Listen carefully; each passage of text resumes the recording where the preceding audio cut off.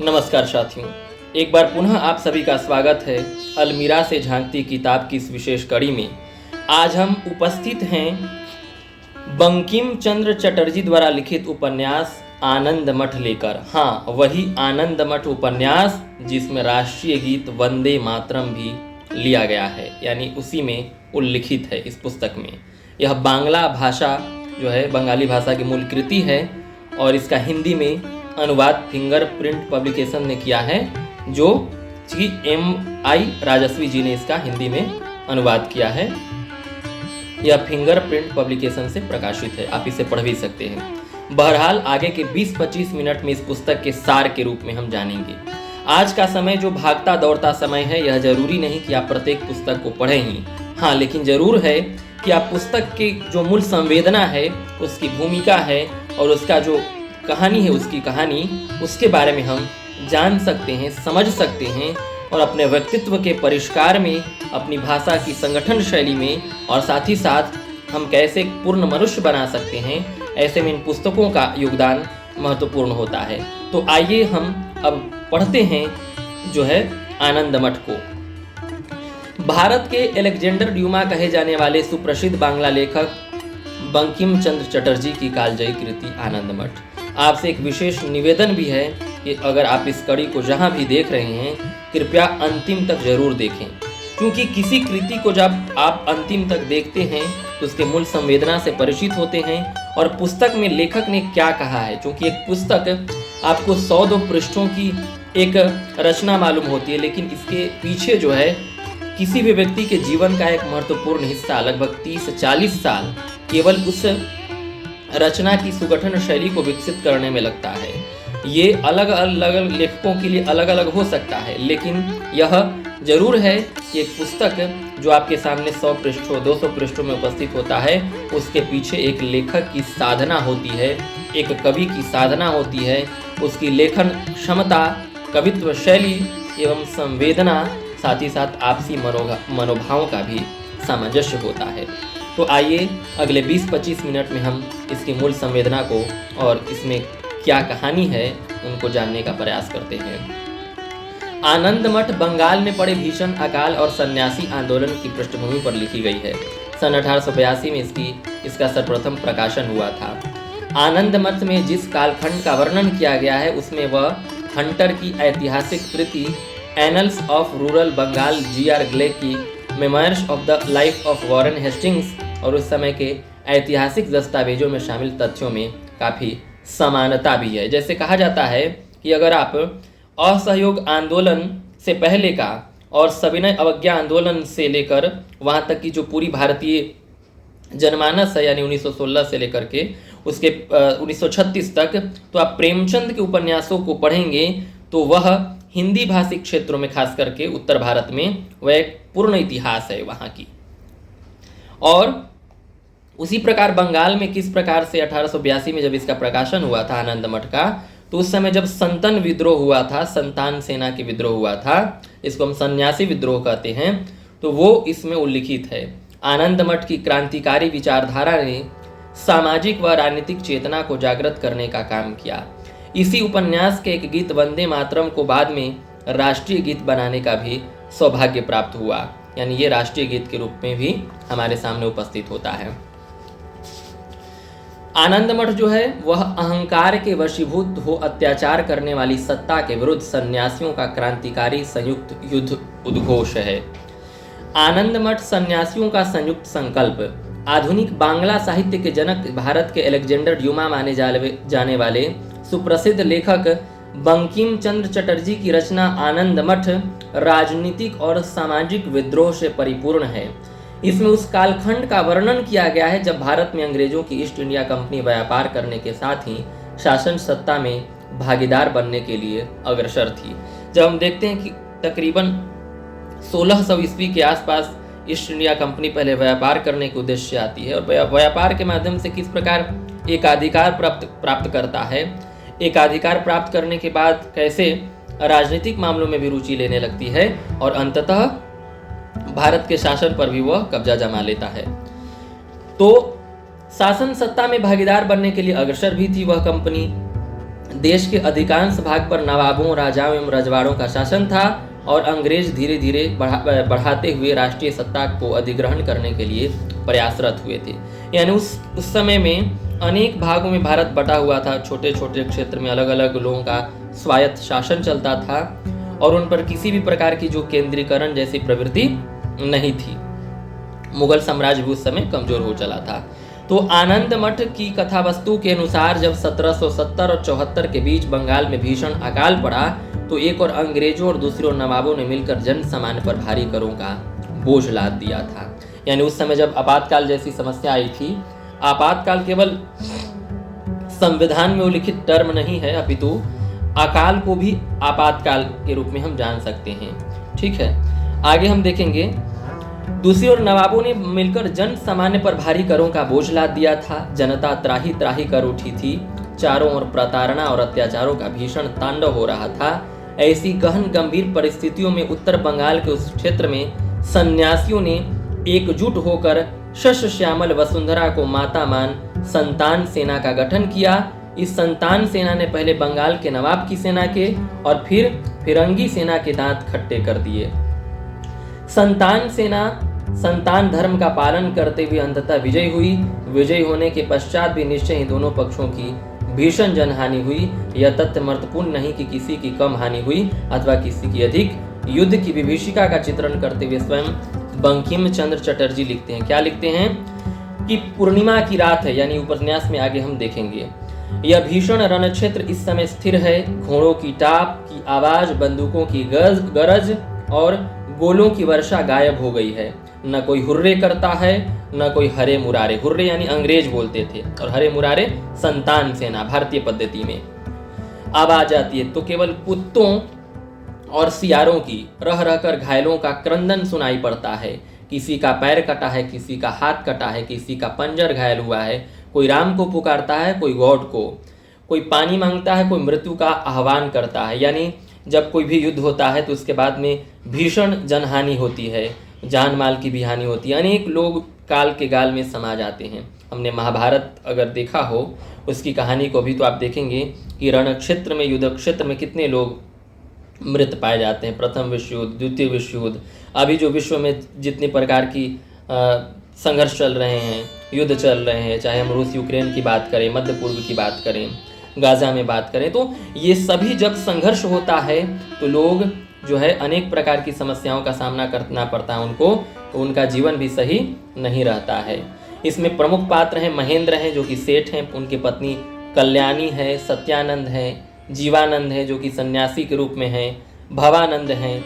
और इन सभी से मिलाकर किस प्रकार से कहानी आगे बढ़ते हैं। पद्मचिन्ह की कहानी है और ये बंगाल के जो उस समय की जो स्थिति थी, बार बार अकाल पड़ता था, जनता पर करों का अधिक बोझ था, साथ ही साथ नकदी फसलों को उपजाने का उनमें ज़्यादा दबाव था। इस कारण से इस प्रकार की स्थिति आती थी और उपज से ज़्यादा लगान जो है वह हो जाता था।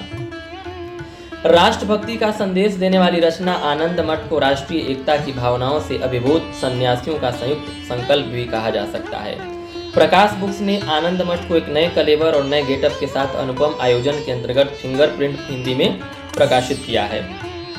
आप सभी के समक्ष अगर इसे प्रस्तुत मैं कर रहा हूँ, इसके पिछले भी आपने अगर परिणीता उपन्यास को नहीं पढ़ा है या सुना है मेरी उस सार को, तो आप जरूर जा सकते हैं प्लेलिस्ट में जो अलमीरा से झांकती किताब के रूप में है।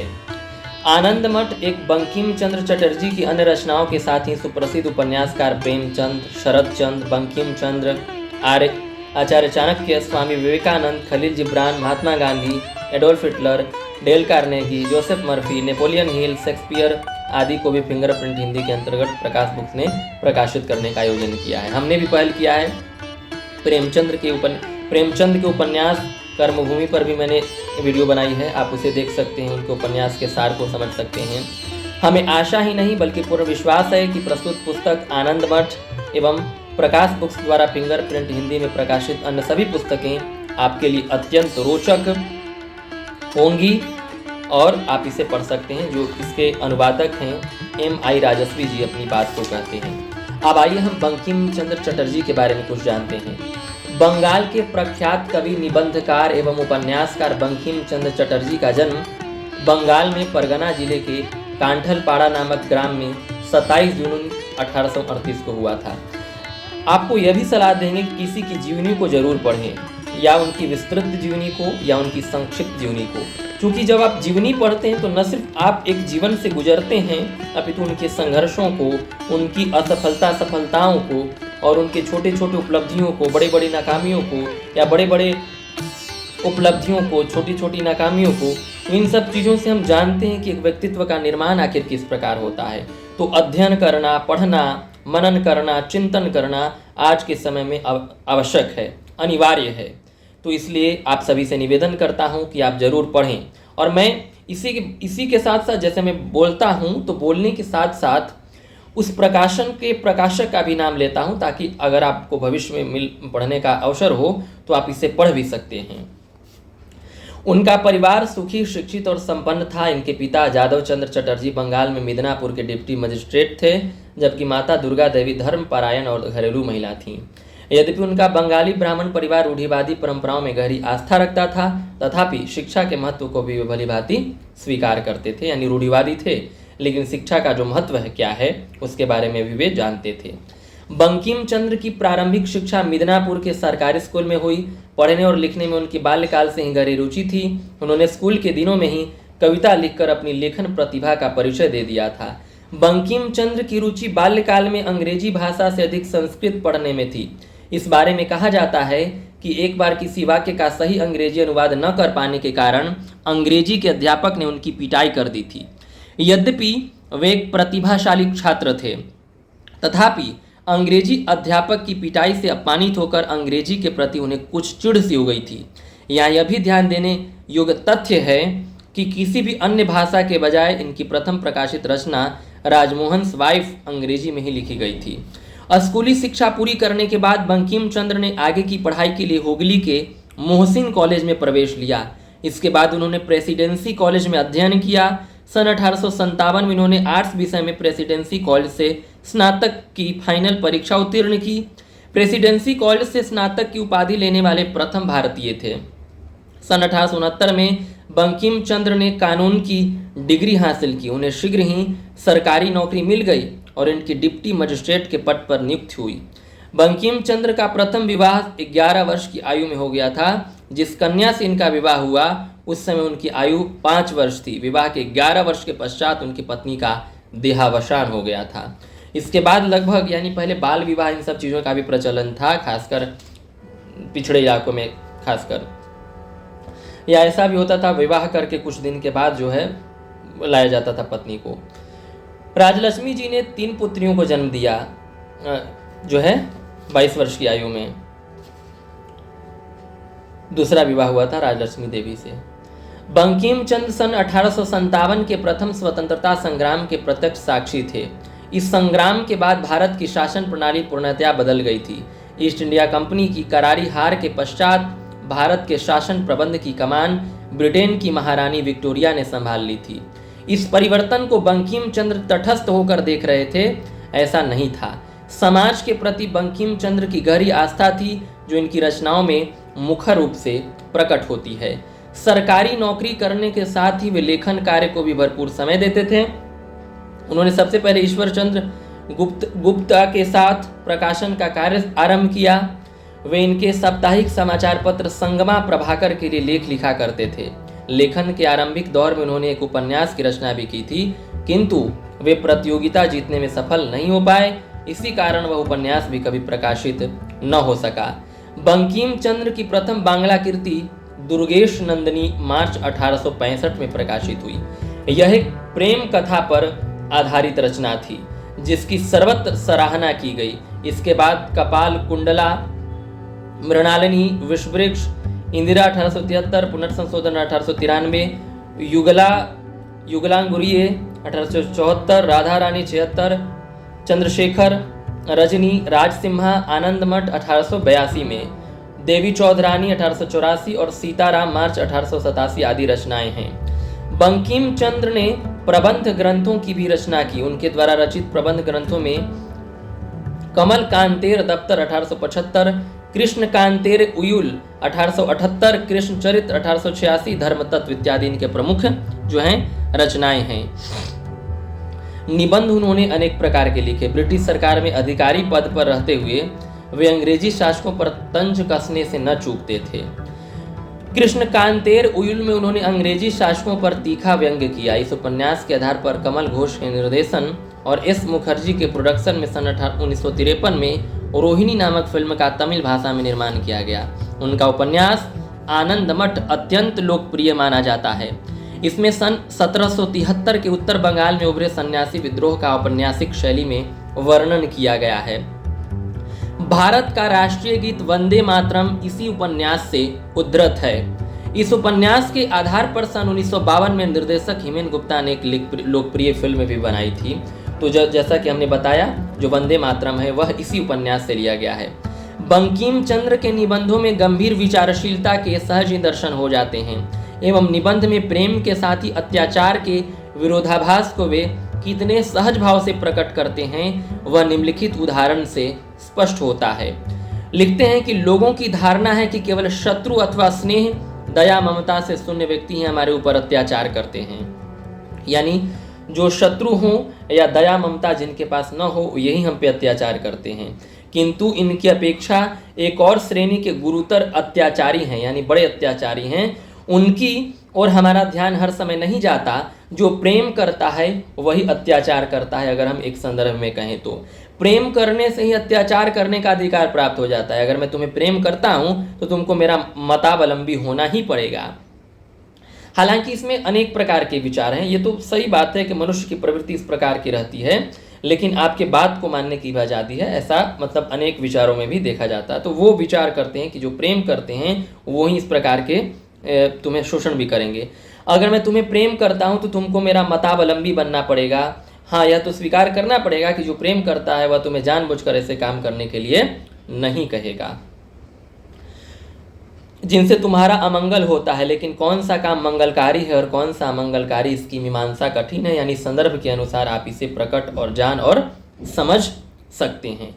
तो इस चीज़ को हम संदर्भ के अनुसार देख सकते हैं कि कौन सा सत्य है, असत्य है। चूंकि जीवन और सत्य असत्य जैसा कुछ नहीं है, सत्य और असत्य नहीं, सत्य और असत्य है, सत्य या असत्य नहीं। एक सामाजिक व्यक्ति को अपने कार्य संपन्न करते हुए किस प्रकार व्यवहार करना चाहिए कि वह स्वेच्छाचार की श्रेणी में न आए, यानी जो भी मन कर रहा है वो करें। इसका विश्लेषण करते हुए बंकिम चंद्र जी लिखते हैं, समाज में सभी को यह अधिकार है कि अपने सभी कार्यों को अपनी इच्छा और मत के अनुसार संपन्न करे। बस ऐसा करते हुए दूसरों का अनिष्ट न होने दे। दूसरों का अनिष्ट होने पर वह स्वेच्छाचार कहलाएगा।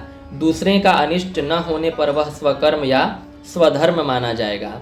जो इस स्वकर्म या स्वधर्म में विघ्न डालता है और जहाँ किसी के स्वधर्म से दूसरे का अनिष्ट नहीं होता, वहाँ भी अपने मत को प्रबल कर किसी से उसकी इच्छा के विरुद्ध कार्य कराता है, वही अत्याचारी है। राजा, समाज और प्रणयी, ये तीन इस तरह का अत्याचार करते हैं। इस समाज में प्रवृत्त होने वाले अत्याचारी अनेक हैं।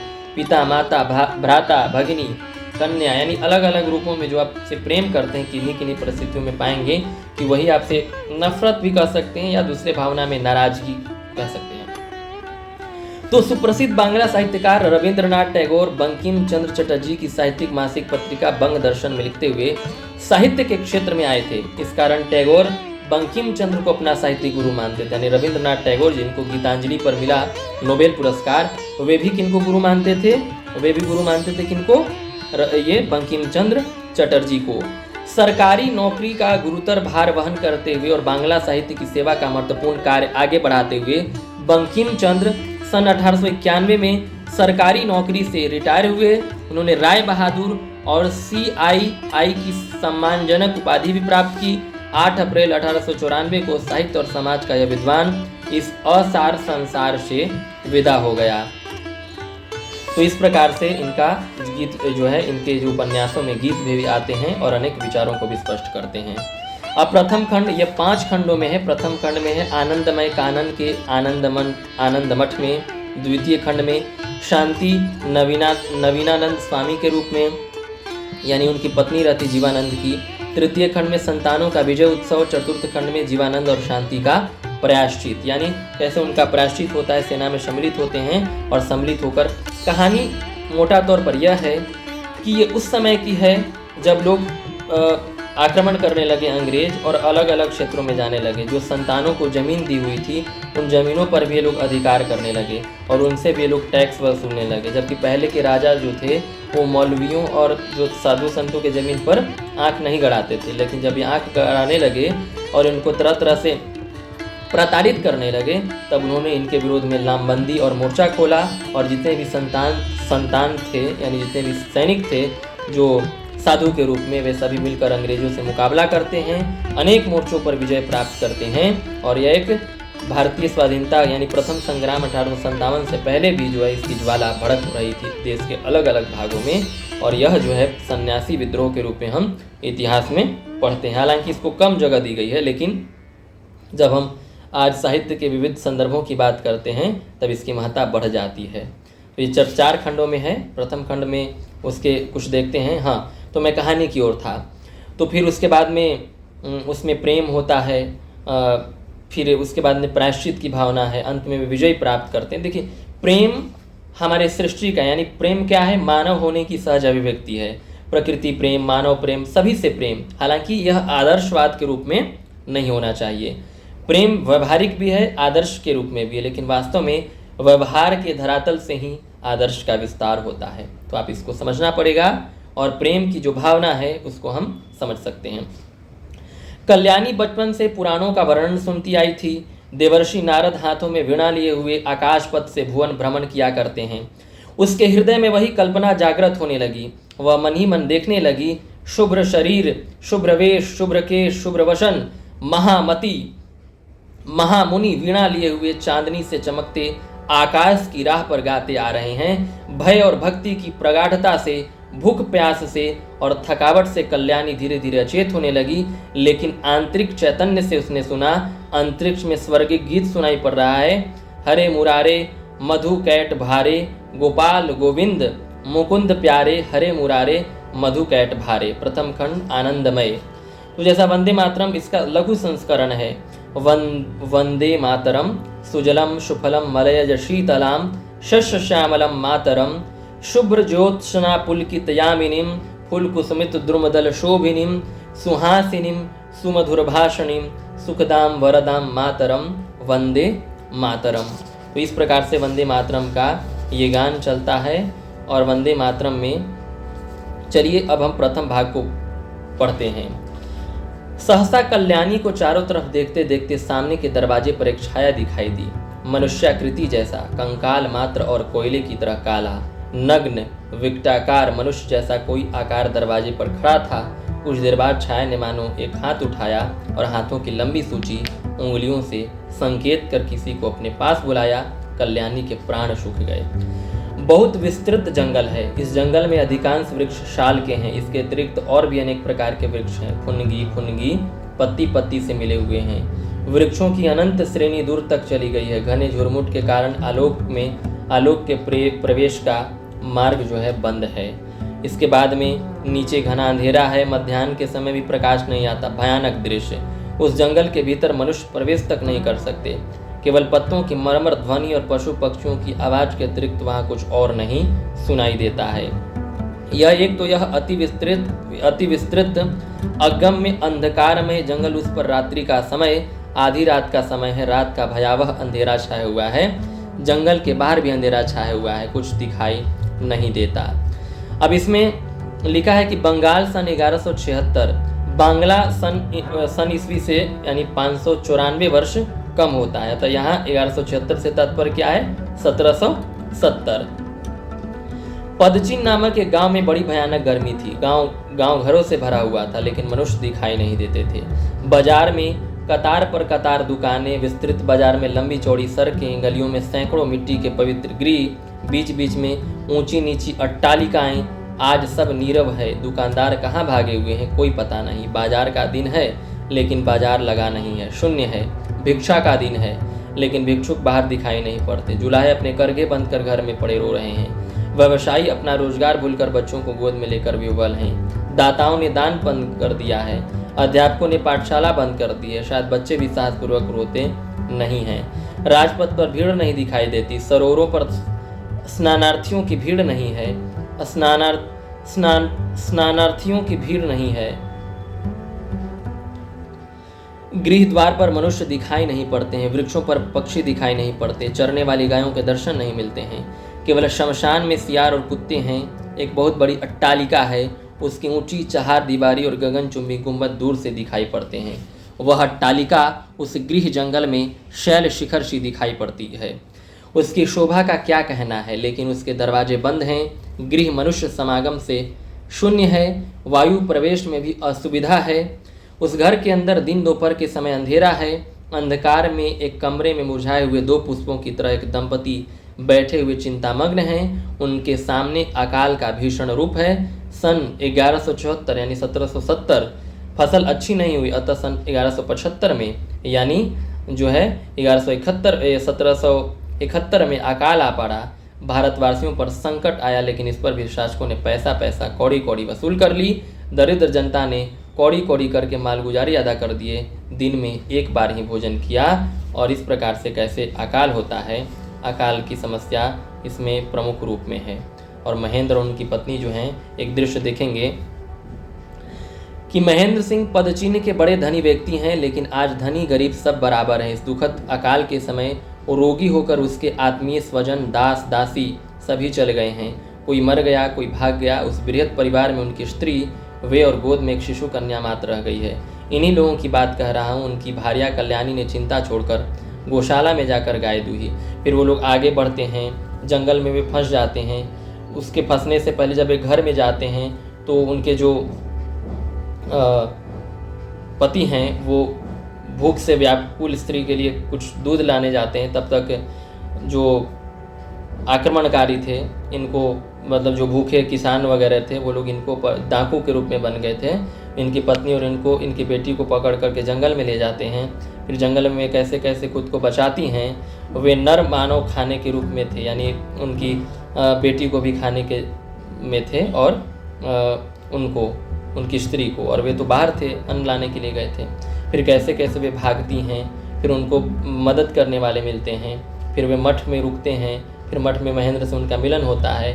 फिर घटनाओं के बारे में बताते हैं कि किस समय देश में कौन कौन सी इस समय बात चल रही है, और उस पर जो है ये सारा चीज़ जो है आगे बढ़ता है। तो आगे हम देखेंगे कि क्या है। तो सत्यानंद इसमें प्रमुख हैं, और सत्यानंद के ही शिष्य हैं अन्य लोग जो ब्रह्मचारी के रूप में हैं। तुम लोग क्या अभ्यास करते हो? भवानंद ने समझाते हुए कहा, देखते नहीं हो हम लोग सन्यासी हैं। हमारा सन्यास धर्म इसी अभ्यास के लिए, कार्योद्धार होने और अभ्यास पूर्ण होने के पश्चात हम लोग फिर गृहस्थ हो जाएंगे। हम लोगों के भी स्त्री कन्या सब है, यानी कुछ समय के लिए वो सन्यास ग्रहण कर लेते हैं और वे गृहस्थ के रूप में भी हैं। तो इस प्रकार से जैसे दुष्टों का दमन और दलन संतानों का धर्म है, वैसे ही शिष्टों की रक्षा करना भी संतानों का धर्म है। यानी वे दुष्टों का दमन भी करते हैं, और जो शिष्ट व्यक्ति हैं, जो सभ्य व्यक्ति हैं, जो वास्तव में संकट से जो ग्रस्त व्यक्ति हैं, उनकी सहायता भी संतान सेना जो है वो लोग करने का प्रयास करते हैं। तो वंदे मातरम जो हम पढ़ते हैं, अब जब शांति और उनमें भवानंद के बीच में वार्तालाप होता है, जब वो अपनी पत्नी से आसक्त हो जाते हैं सेना में शामिल होने के बाद में, तो क्या कहती हैं? छी, तुम वीर हो। मुझे इस पृथ्वी पर सबसे बड़ा सुख यही है कि मैं वीर पत्नी हूँ। तुम अधम स्त्री के लिए वीर धर्म का परित्याग करोगे? तुम अपने वीर धर्म का कभी परित्याग न करना। तो हालांकि ये ज़्यादा आदर्शवाद भी है। आज के समय में स्त्री और पुरुष समान हैं, दोनों समान रूप से जो है अपने जीवन को राष्ट्र की सेवा में, समाज की सेवा में योगदान कर सकते हैं। धर्म, अर्थ, काम, मोक्ष और सारा संसार, व्रत, होम, यज्ञ, ये सब एक तरफ है, दूसरी तरफ तुम हो। मैं किसी तरह भी समझ नहीं पाता हूँ कि कौन सा पलड़ा भारी, यानी उसके बारे में जब वो बात करते हैं अपनी पत्नी के बारे में। अब शांति नवीनानंद के बारे में भी बात करते हैं, वंदे मातरम की उस धुन को भी इसमें बताया गया है। एक और प्रसंग है, सहसा भवानंद ने भिन्न रूप धारण कर लिया। वे अब स्थिर मूर्ति, धीर प्रवृत्ति सन्यासी न रहे। वे रण निपुण वीर मूर्ति, अंग्रेज सेनाध्यक्ष का सिर काटने वाले रुद्र रूप में वे न थे। अभी जिस गर्वित भाव से महेंद्र का तिरस्कार कर रहे थे, भवानंद वे न थे। मानो ज्योत्स्नामय शांतिमय पृथ्वी की तरह तरु कानन नाद नदीमय शोभा निरख कर उनके चित्त में विशेष परिवर्तन हो गया। चंद्रोदय होने पर समुद्र मानो हंस उठा। भावानंद हंसमुख मुखर प्रिय संभाषी बन गए और बातचीत के लिए बहुत बेचैन हो उठे। भावानंद ने बातचीत करने के अनेक उपाय रचे, लेकिन महेंद्र चुप ही रहे। तब निरुपाय होकर भावानंद ने गाना शुरू किया। वंदे मातरम सुजलम सुफलम मलयज शीतलाम शस्य श्यामलम मातरम वंदे मातरम। यानी वे अलग अलग भाव से गा रहे थे और मैं गाने का प्रयास कर रहा हूँ, तो वे वंदे मातरम भी वहाँ पे स्टार्ट किए। महेंद्र यह गीत सुनकर कुछ आश्चर्य में पड़ गए। वे कुछ समझ न सके। सुजलम सुफलम मलयज शीतलाम शस्य श्यामलम, माता कौन है? उन्होंने पूछा, यह माता कौन है? कोई उत्तर न देकर भावानंद गाते रहे। शुभ्र ज्योत्सना पुलकित यामिनीम पुलकुसुमित द्रुमदल शोभिनीम सुहासिनीम सुमधुर भाषिनीम सुखदाम वरदाम मातरम वंदे मातरम। महेंद्र, यह तो देश है, यह तो माँ नहीं है। भावानंद, हम लोग दूसरी किसी माँ को नहीं मानते। जननी जन्मभूमिश्च स्वर्गादपि गरीयसी, यानी राम भी जननी और जन्मभूमि को स्वर्ग से भी बढ़कर मानते हैं। उन्होंने इस बात को कहा है। जब लक्ष्मण लंका में थे तब वे संकेत देते हैं कि हम लोग यहीं पे रह जाते हैं, तब कहते कि नहीं, जननी और जन्मभूमि यानी माता और मातृभूमि स्वर्ग से भी बढ़कर सुखकारी हैं। हमारे न माँ है, न पिता है, न भाई है, कुछ नहीं है, स्त्री भी नहीं, घर की भी नहीं, मकान भी नहीं। हमारी अगर कोई है तो वही सुजला सुफला मलयज समीरण शीतला शस्य श्यामला धरती माता है। अब महेंद्र से समझा कर कहा तो फिर गाओ। फिर भावानंद ये इस चीज़ को, भाव को गाते हैं। धरती की तरफ जो है, अब उनके बीच में युद्ध होता है। मूरे और कई सेनानायक हैं, उनको परास्त करते हैं और परास्त करने के बाद कई लोगों की मृत्यु भी होती है, जिसमें भावानंद जो हैं वे शहीद भी होते हैं। और इस प्रकार से अंत में जो है यह होता है। और इसमें देखते हैं, महापुरुष ने कहा अंग्रेज उस समय बनिया थे, अर्थ संग्रह में उनका ध्यान था। अब संतानों के कारण ही वे राज शासन हाथ में लेंगे, क्योंकि बिना राजत्व की अर्थ संग्रह नहीं हो सकता। अंग्रेज राजदंड ले, इसलिए संतानों का विद्रोह हुआ है। अब आओ स्वयं ज्ञान लाभ कर दिव्य चक्षुओं से सब और देखो और समझो। इसमें थोड़ा थोड़ा सा राज्य के प्रति भी दिखाई देता है कि जैसे अंग्रेज यहाँ पे आए थे किस लिए? व्यापार करने के लिए, फिर शासन में भी वो कर लेते हैं। तो उस समय भारत तैयार नहीं था उस समय के लिए, क्योंकि फूट आपस में ज़्यादा थी और फूट के कारण से ही देश उस समय आज़ाद तो नहीं हुआ। फिर 1857 की क्रांति हुई पूरे भारत भर में, अखिल भारतीय स्तर पर। उसमें असफलता का एक कारण क्या है पता है? उसमें असफलता का एक कारण, जैसा कि अनेक इतिहासकारों विशेषज्ञों ने बताया है, कि जो आंदोलन की निश्चित तिथि थी 31 मई 1857 को, उससे पहले ही आंदोलन देश के अलग अलग भागों में हो गया। तो एकजुटता नहीं थी। अगर होता भी तो शायद इससे बेहतर परिणाम मिल सकते थे। हालांकि अंग्रेजों के पास आधुनिक अस्त्र थे, सैनिक थे, और भारतीयों के पास पारंपरिक हथियार थे, तो ये भी एक प्रमुख कारण था। तो उस समय भारतीय सेना जो है, भारतीय लोग जो हैं, माफ कीजिएगा, वो और नवाबों की सेना जो उनसे लड़ नहीं पाए और अंततः परास्त होते हैं। तो यह उपन्यास अपने आप में एक मील का पत्थर है, आप पढ़ सकते हैं। यह फिंगरप्रिंट पब्लिकेशन से आपने इसके पूरे सारांश को जानने का प्रयास किया। हमने कहा और बताया भी कि किस प्रकार से बंगाल की कहानी पर रचित है। शुरुआत से लेकर अंत तक इसके कुछ प्रमुख प्रसंग हैं, और उन प्रसंगों में धरती को ही माता मान करके अपना सर्वस्व जो है वह अर्पित करते हैं। एक और अंश है कि वंदे मातरम गाती हुई हजारों 10,000 संतन सेना अपने भाले आगे कर तीर की तरह तोपों पर जा पड़ी। यद्यपि वे लोग गोले और गोलियों की बौछार से छत विछत हो चुके थे, लेकिन पलटे नहीं, भागे नहीं। घनघोर युद्ध शुरू हो गया, लेकिन इस समय रणकुशल टॉमस की आज्ञा से एक सेना बंदूकों पर संगीने चढ़ाकर पीछे से निकलकर संतानों के दाहिने बाजू पर गिरी। अब जीवानंद ने कहा, भवानंद तुम्हारी ही बात ठीक थी। तो उस प्रकार से फिर और एक मोर्चा बनाकर जो है अंग्रेजों को परास्त भी किया जाता है। और जो है यह क्षणिक जीत है, अपनी संतानों को सकुशल लेकर लौट जाओ, पूरी तरह से जीतते भी हैं और अनेक तरह से यह विजय हुई है। फिर जब विजय होता है तो उत्सव के उपरांत सत्यानंद स्वामी ने कहा, आज भगवान सदय हुए हैं, संतानों की विजय हुई है, धर्म की जय हुई है। लेकिन अभी एक बात बाकी है, जो हम लोगों के साथ इस उत्सव में शरीक न हो सके, जिन्होंने हमारे उत्सव के लिए प्राण उत्सर्ग किए हैं, उन्हें हम लोगों को भूलना न चाहिए। विशेषतः उस वीरगण्य भवानंद को, जिसके अदम्य रण कौशल से आज हमारी विजय हुई है। चलो उसके प्रति हम लोग अपने अंतिम कर्तव्य को पूरा करें, और अंतिम कर्तव्य को पूरा करते हैं सनातन सेना की जय होती है, और इस प्रकार से उन अमर शहीदों को भी याद करते हैं। तो इस प्रकार से आनंद मठ जो है सन्यासी विद्रोह की और अकाल के उस दौर में लिखा गया के प्रसंग को लिखा हुआ जो है रूपायित है, और आगे चलकर यह स्वतंत्रता में एक मील का पत्थर के रूप में साबित होता है सन्यासी विद्रोह 1770-71 का। आपने पूरे धैर्य से सुना, आपका बहुत बहुत हृदय से धन्यवाद।